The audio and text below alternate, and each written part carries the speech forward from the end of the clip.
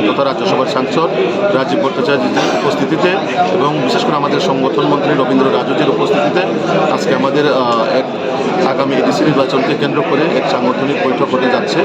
সেখানে মূলত আমাদের আগামী এডিসি নির্বাচনকে কেন্দ্র করে আমাদের মাঠে ময়দানে কীভাবে কাজ করতে হবে এবং বুথ লেভেলে আমাদের কি ভূমিকা থাকবে, কীভাবে আমরা আগামী দিনে আমাদের সংগঠনকে আরও এই নির্বাচনের জন্য আমরা স্ট্রংভাবে কাজ করতে পারি, সেটার জন্যই কিন্তু আজকে আমাদের বৈঠক অনুষ্ঠিত হতে যাচ্ছে।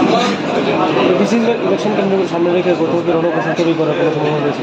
যা অবশ্যই আজকে এখানে বসলে আমাদের মাননীয় মুখ্যমন্ত্রী মাননীয় সভাপতিরা সেটা আমাকে ইনস্ট্রাকশন দেওয়া হবে।